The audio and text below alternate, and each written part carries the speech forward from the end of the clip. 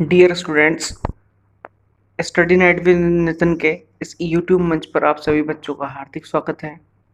देखिए, आज मैं आपको यूपीपीएससी एसीएफ आरएफओ 2019 के एग्ज़ाम को एनालाइज करने जा रहा हूँ। देखिए, गुजरा हुआ एग्ज़ाम जो होता है वो आने वाले एग्ज़ाम को डिसाइड करता है।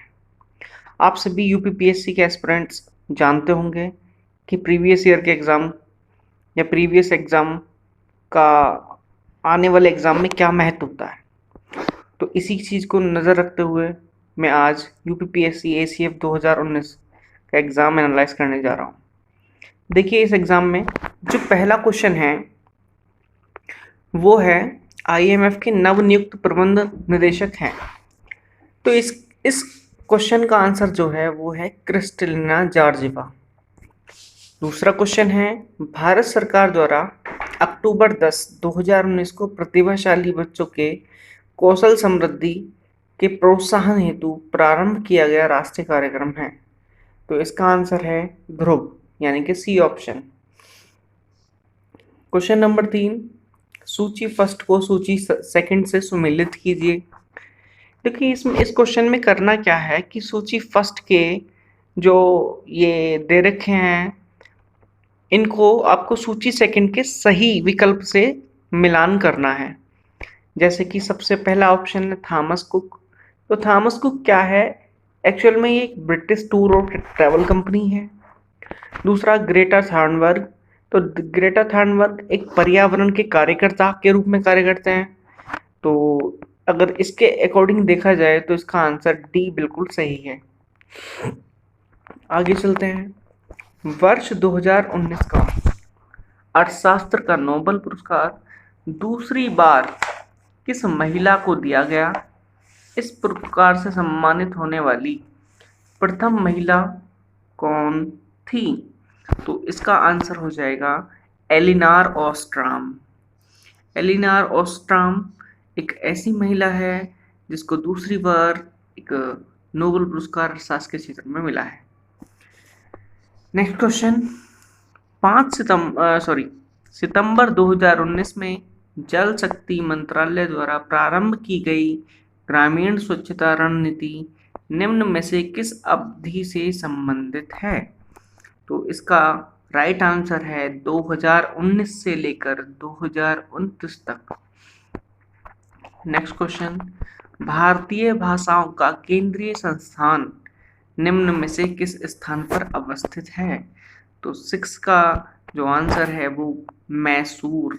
मैसूर में केंद्रीय संस्थान है भाषाओं का। भारतीय भाषाओं का केंद्रीय संस्थान मैसूर को कहा जाता है। इसके बाद नेक्स्ट क्वेश्चन है, भारत द्वारा भूमि क्षरण तटस्थता प्राप्त करने का लक्ष्य रखा गया है। तो इसका जो लक्ष्य रखा गया है वो 2030 तक रखा गया है, यानी कि बी ऑप्शन इसका करेक्ट है। अगला जो क्वेश्चन है 8वां क्वेश्चन।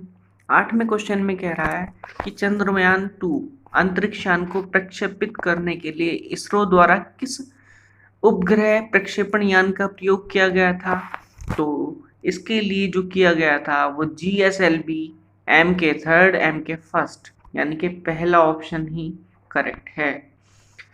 9वां क्वेश्चन, भारत के सबसे बड़े चरखे के संदर्भ में निम्न में से कौन सा कथन सही है? तो पहला ऑप्शन है इसका उद्घाटन नोएडा में किया गया।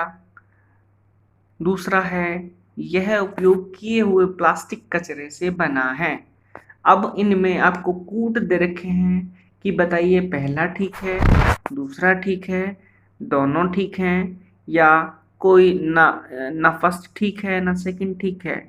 तो इसका जो है वो आपका सी ऑप्शन बिल्कुल करेक्ट है। इसका उद्घाटन नोएडा में हुआ है और यह उपयोग किए हुए प्लास्टिक कचरे से बना है, यानी कि सी ऑप्शन इसका करेक्ट है। 10वां क्वेश्चन, निम्न में से किस जीव का रक्त सफेद होता है? तो किस जीव का रक्त सफेद होता है? वो होता है तिलचट्टे का। तो इसका बी आंसर बिल्कुल ठीक है। तिलचट्टे का रक्त जो होता है बिल्कुल सफेद होता है।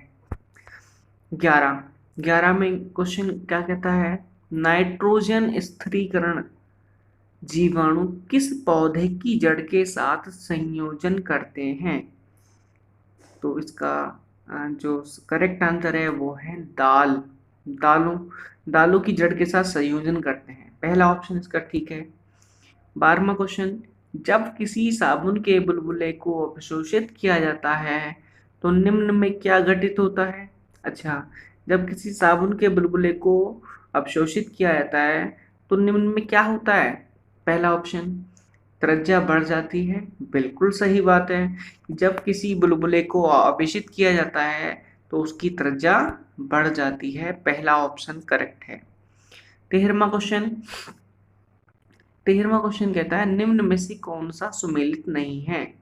तो कौन सा सुमेलित नहीं है, इसमें यहाँ पे पूछा है नहीं है, तो नहीं है में क्या आएगा? देखिए, ऑक्सीटोसिन हार्मोन ये सुमेलित है। एक्सपार्टम संश्लेषित मधुरक ये भी बिल्कुल सम्मिलित है। नियोप्रीन विशिष्ट रबड़ ये भी सुमेलित है। रेयॉन रूपांतरित स्टार्च, तो ये रूपांतरित स्टार्च से संबंधित नहीं है, इसका मतलब इसका डी ऑप्शन बिल्कुल सही है। 14वां क्वेश्चन, निम्न में कौन सा पदार्थ प्रोटीन नहीं है? तो कौन सा पदार्थ है जो प्रोटीन नहीं है? तो वो है पहला ऑप्शन कपास। कपास प्रोटीन नहीं है। आइए चलते हैं अगले क्वेश्चन की तरफ। देखिए अगला क्वेश्चन क्या कहता है, थर्मस फ्लास्क में लंबे समय तक तरल गर्म या ठंडा रहता है क्योंकि ऊष्मा की कोई हानि अथवा प्राप्ति नहीं होती। तो इसके ऑप्शन दे रखे हैं आपको, पहला ऑप्शन संचालन, दूसरा संवहन या विकिरण, दोनों या कोई सा भी नहीं। तो इसका जो है वो आपका सी ऑप्शन, यानी कि संचालन, संवहन और विकिरण तीनों की वजह से। ठीक है, तो इसका सी ऑप्शन यानी कि ए और बी दोनों ऑप्शन सही है। 16वां क्वेश्चन क्या कहता है? 16वां क्वेश्चन कहता है कि मानव शरीर में निम्न में से कौन सी ग्रंथि अंतःस्रावी ग्रंथि, अंतःस्रावी एवं बहिःस्रावी दोनों प्रकार की ग्रंथि है? तो इसमें जो है आपका अग्नाशय यानी कि सी ऑप्शन, सी ऑप्शन आपका अग्नाशय वाला बिल्कुल ठीक है। इसके बाद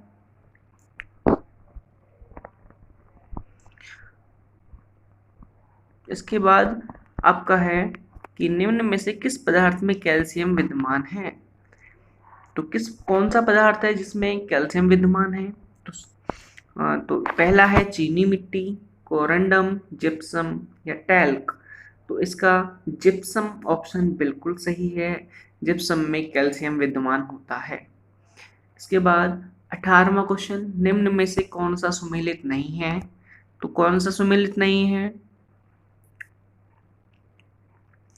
तो इसमें कौन सा सुमेलित नहीं है? सिल्वर ब्रोमाइड कृत्रिम प्रकाश संश्लेषण है? तो सिल्वर ब्रोमाइड कृत्रिम प्रकाश संश्लेषण नहीं है, बिल्कुल सही है ये। इसके बाद 19वां क्वेश्चन यानी कि 18वें क्वेश्चन का फर्स्ट ऑप्शन ही ठीक है। 19वें क्वेश्चन का, तुलसी के पौधे का औषधीय महत्व निम्न की उपस्थिति के कारण है। तो 19 का जो क्वेश्चन इसका आंसर है वह है फिनॉल और फ्लेवोनाइड। सी ऑप्शन इसका बिल्कुल ठीक है।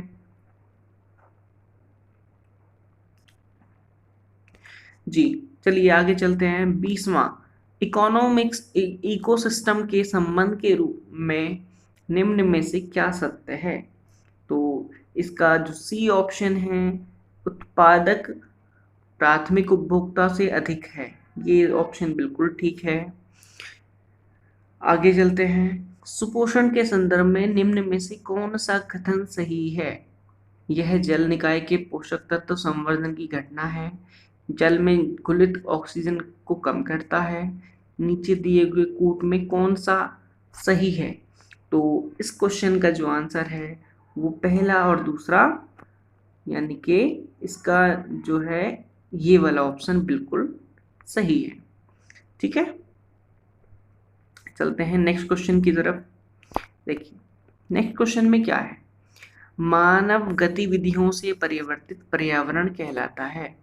तो मानवीय गतिविधियों से परिवर्तित पर्यावरण क्या कहलाता है? इसको कहते हैं हम एंथ्रोपोजेनिक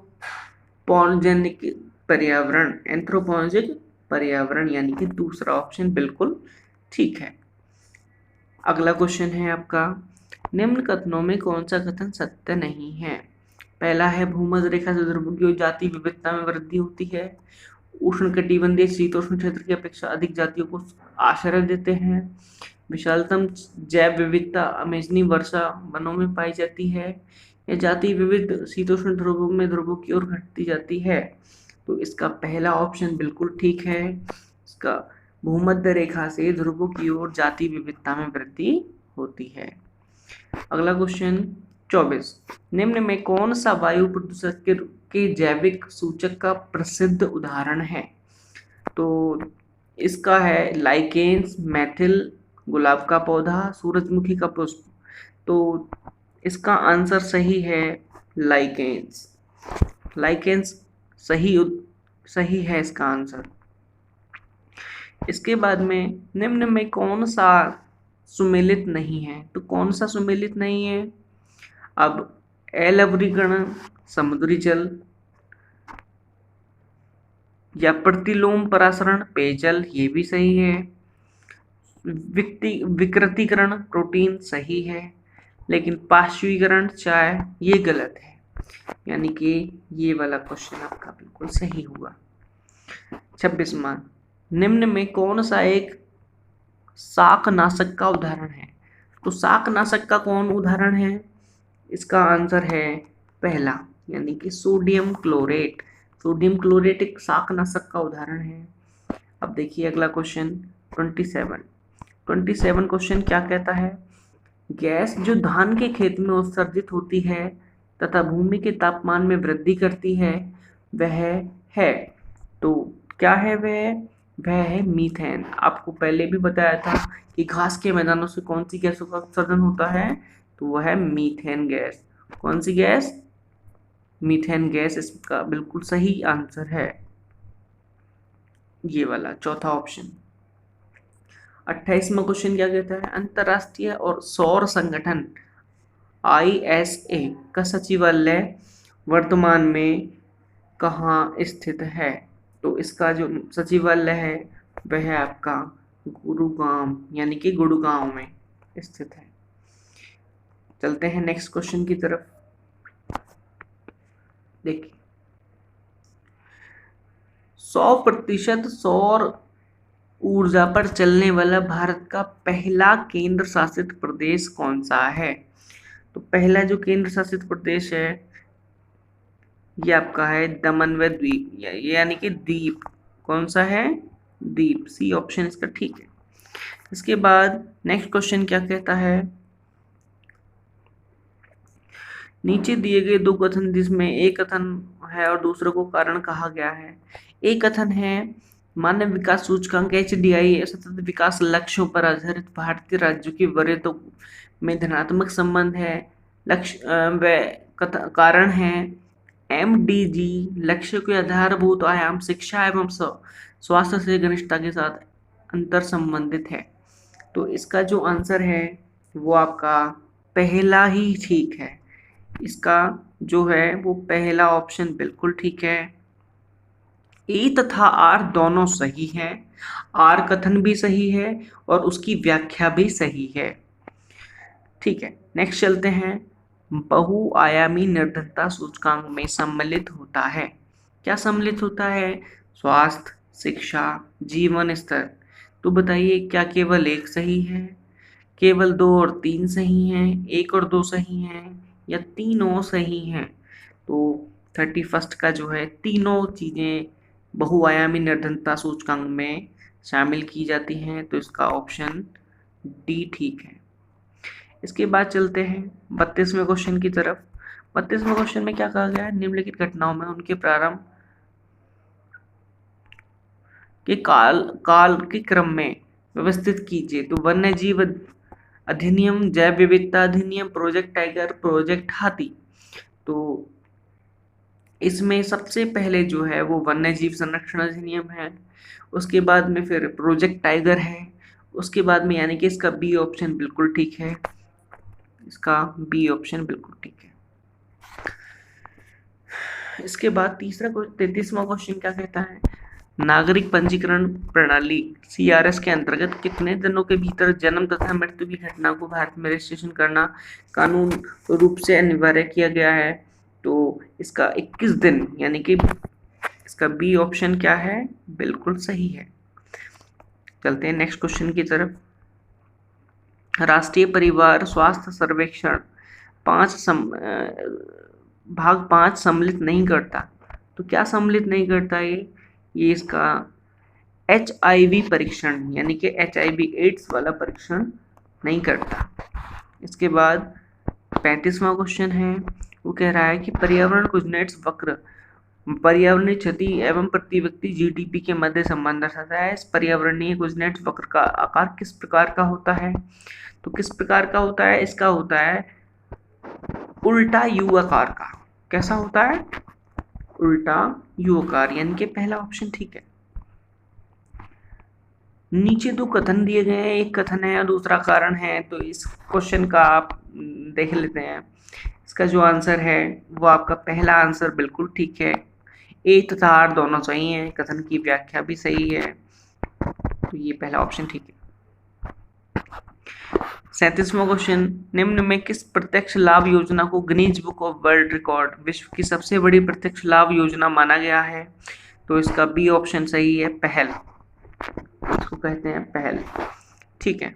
नेक्स्ट 38वां क्वेश्चन क्या कहता है, राष्ट्रीय खाद्य सुरक्षा अधिनियम के संदर्भ में निम्नलिखित कारणों में से कौन सा सही है? तो ये इस क्वेश्चन का आंसर है आपका सी, यानी कि फर्स्ट, सेकंड और थर्ड तीनों ही सही है। आगे चलते हैं। भारत में पट्टेदारी सुधार के उपायों में संदर्भ में कौन सा कथन सही है? तो इस क्वेश्चन का आंसर है आपका फर्स्ट, सेकंड और थर्ड, यानी कि तीनों ही सही हैं। फर्स्ट, सेकंड, थर्ड, यानी कि लगान का विनिमय भी होना चाहिए, अवधि की सुरक्षा, पट्टेदारी पर स्वामित्व की घोषणा। तीसरा ऑप्शन इसका बिल्कुल ठीक है।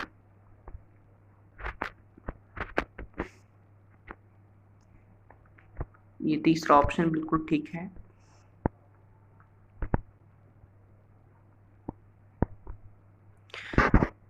देखिए 40वां क्वेश्चन क्या कहता है, भारत में सार्वजनिक क्षेत्र के कार्यों में संदर्भ में कौन सा कथन सही है? तो इसका 40वें का आंसर है, 40वें में आंसर में दे रखा है सी, यानी कि फर्स्ट, सेकंड, थर्ड, फोर्थ, यानी कि चारों ऑप्शन आपके बिल्कुल सही हैं। इसके बाद बात आती है स्वेज नहर क्षेत्र में उत्तर से दक्षिण दिशा की ओर बढ़ने वाली झीलों का सही क्रम क्या है?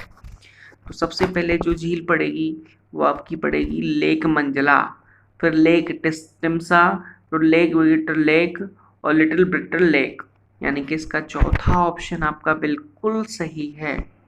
इसका चौथा ऑप्शन आपका बिल्कुल सही है। चलिए आगे चलते हैं 42वें क्वेश्चन की तरफ। टेलीग्राफ पठार हिस्सा है, टेलीग्राफिक पठार किसका हिस्सा है? तो टेलीग्राफिक पठार हिस्सा है उत्तर अटलांटिक कटक का। किसका? उत्तर अटलांटिक कटक का। उत्तर अटलांटिक, ये दिक्कत कर रहा है थोड़ा सा, तो इसका है उत्तर अटलांटिक कटक। अगला क्वेश्चन देखिए 43 क्वेश्चन, इसमें आपको दो सूची दे रखी है, सूची फर्स्ट को सूची सेकंड से सुमेलित करना है। देखिए इसमें क्या है, इसमें विली विलीज है, टैफू है, बगुई है, हरिकेन्स है। तो आपको पता होगा कि विली विलीज किससे है, तो इसका है ऑस्ट्रेलिया और टैफू जापान।